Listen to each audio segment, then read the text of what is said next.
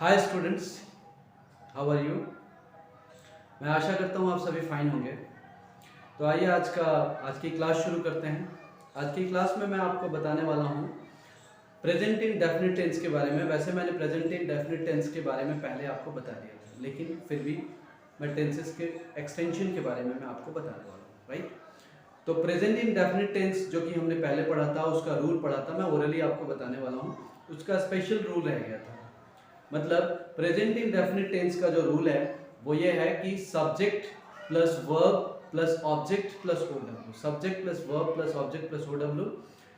इसमें वर्ब का first form होता है, लेकिन एक स्पेशल रूल होता है जो मैंने आपको नहीं बताया था। रूल ये है कि अगर subject third person singular number में हो, मीन्स कि अगर सब्जेक्ट में ही, शी, इट और एनी नेम आता हो, तो वर्ब में एस या ईएस ऐड करते हैं, वर्ब में एस या ईएस जोड़ते हैं, राइट। तो वर्ब में एस या ईएस कैसे जोड़ेंगे? जैसे हमने एक एग्जांपल लिया, राम अपने घर जाता है, Ram goes to his house. इसका ट्रांसलेशन होगा Ram goes to his house. इसका ये ट्रांसलेशन में गोज क्यों लगा, गो क्यों नहीं लगा? क्योंकि Ram third person singular number है। थर्ड पर्सन सिंगुलर नंबर में जो जो वर्ड्स आते हैं वो मैं आपको बताने वाला हूँ। थर्ड पर्सन सिंगुलर नंबर में वर्ड आते हैं ही, शी, इट और एनी। ये चार वर्ड्स यूजुअली आते हैं जो थर्ड पर्सन सिंगुलर नंबर में इस्तेमाल किए जाते हैं। अगर इनमें से कोई भी सब्जेक्ट के रूप में आता है तो वर्ब में एस या ईएस जोड़ते हैं। जैसे मेरे पिताजी अमेरिका से आते हैं, my father comes from America. यहाँ कम्स लगेगा, कम नहीं लगेगा, क्योंकि my father is the third person. अब थर्ड पर्सन को पहचानना, और थर्ड पर्सन तो है ही, लेकिन थर्ड पर्सन में सिंगुलर नंबर हमें फाइंड आउट करना है। अगर थर्ड पर्सन सिंगुलर नंबर में कोई सब्जेक्ट हो, देन वर्ब में एस या ईएस लगाते हैं।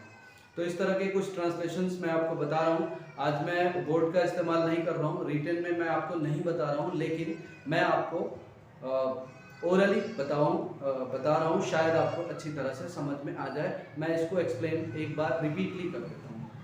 स्पेशल रूल ये है कि सब्जेक्ट अगर थर्ड पर्सन सिंगुलर नंबर हो तो वर्ब में एस या ईएस जोड़ते हैं। यानी कि सब्जेक्ट अगर ही, शी, इट और एनी नेम हो तो वर्ब में एस या ईएस जुड़ जाता है। जैसे वह वहां से आता है, ही कम्स फ्रॉम देयर। मैं तुम्हें अंग्रेजी पढ़ाता हूँ, आई टीच यू इंग्लिश। यहाँ पे टीच में टीचेस नहीं लगा, क्यों? क्योंकि आई फर्स्ट पर्सन है, राइट। तो फर्स्ट पर्सन या सेकंड पर्सन में अगर फर्स्ट पर्सन या सेकंड पर्सन सब्जेक्ट के रूप में आए भी तो हम वर्ब में एस या एस नहीं लगाते हैं। वहीं थर्ड पर्सन के कुछ सेंटेंसेस मैं आपको बताता हूँ। वह वहां से आता है, he comes from there.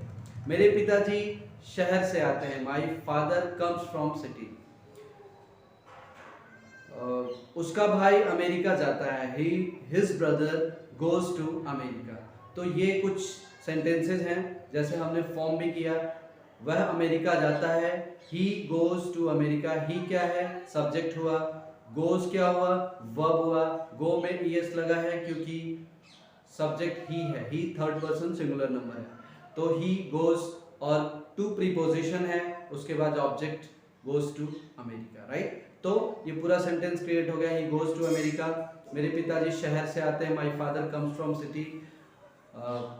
Radha पौधे को पानी देती है, Radha waters the plant, Radha waters the plant, right. तो ये सारे सेंटेंसेस से आपको क्लियर हो गया होगा कि प्रेजेंट इंडेफिनिट टेंस के जो सेंटेंस फॉर्म करते हैं उसमें subject plus verb plus object होता है। ये तीन चीजें होती हैं, subject plus verb plus object. तो इस तरह से आपको प्रेजेंट इंडेफिनिट टेंस में आई होप कि कोई दिक्कत नहीं आएगी। अब आगे चलते हैं। प्रेजेंट इंडेफिनिट टेंस में ही कुछ मतलब अगले सेंटेंस के बारे में पढ़ेंगे, नेगेटिव सेंटेंस के बारे में। मतलब अभी हमने जो पढ़ा वो एफर्मेटिव सेंटेंस था, नेगेटिव सेंटेंस के बारे में पढ़ेंगे। नेगेटिव सेंटेंस क्या होता है? नेगेटिव सेंटेंस मतलब जिसमें नहीं बोला गया हो। मीन्स जैसे मैं अमेरिका जाता हूँ, मैं अमेरिका नहीं जाता हूँ। वह पढ़ता है, वह नहीं पढ़ता है। वे लोग आते हैं, वे लोग नहीं आते। जब नहीं का इस्तेमाल हो तो नेगेटिव सेंटेंस होता है। नेगेटिव सेंटेंस को कैसे क्रिएट करते हैं, नेगेटिव सेंटेंस को कैसे ट्रांसलेट करते हैं, इसके बारे में पढ़ेंगे। तो ओरली मैं आपको बता रहा हूँ, स्ट्रक्चर आप नोट कर लें। सबसे पहले सब्जेक्ट लिखते हैं, फिर डू या डज लिखते हैं, डू या does, then not plus verb का first form plus object plus OW, यानी कि सब्जेक्ट प्लस डू या does plus not plus verb का first form plus object plus OW होता है। तो आइए एक सेंटेंस का निर्माण करते हैं। जैसे राम अमेरिका से नहीं आता है, Ram does not come from America. अब डू या डज का इस्तेमाल कहाँ करेंगे ये भी मैं आपको क्लियर कर दूंगा, पहले कुछ एग्जांपल्स मैं आपको दे देता हूँ। तो वे लोग शहर से आते हैं, दे कम फ्रॉम सिटी, और वे लोग शहर से नहीं आते हैं, they do not come from city. मैं तुम्हें नहीं पढ़ाता हूँ, I do not teach you, right, I do not teach you, I don't teach you.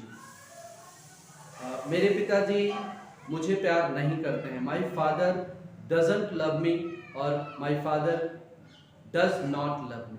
Doesn't और does not is the same thing, right. तो इस तरह से जो सेंटेंस क्रिएट हो रहा है, सब्जेक्ट प्लस डू या does plus verb plus object, ये क्रिएशन जो हो रहा है डू या डज का जो इस्तेमाल हो रहा है हेल्पिंग वर्ब के रूप में होता है, और उसके बाद जो मेन वर्ब होता है उसमें एस या ईएस जो लगा रहता है अगर थर्ड पर्सन सिंगुलर नंबर के अकॉर्डिंग, तो वो हट जाता है, राइट। तो जैसे मेरे पिताजी शहर जाते हैं, my father goes to city, and मेरे पिताजी शहर नहीं जाते हैं, तो my father does not go to city या डजंट गो टू सिटी।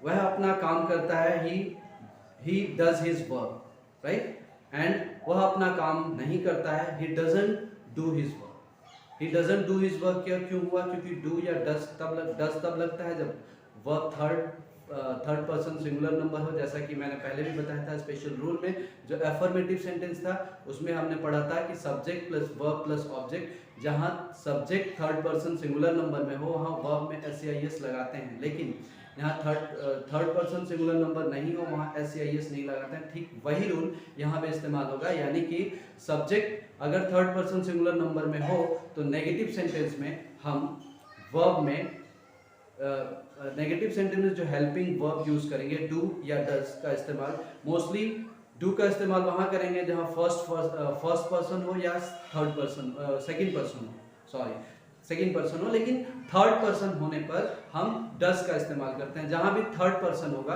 वहाँ डज का इस्तेमाल करेंगे। जैसे राम अपने शहर नहीं जाता है, Ram does not go to his city, right. तो यहाँ डज का इस्तेमाल हुआ, डू का इस्तेमाल नहीं हुआ।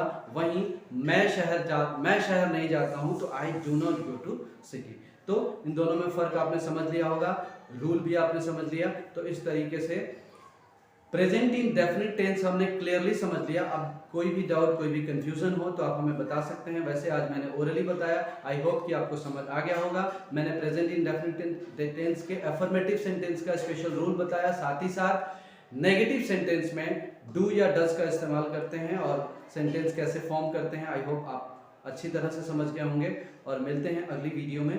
तब तक के लिए stay happy, stay blessed and study.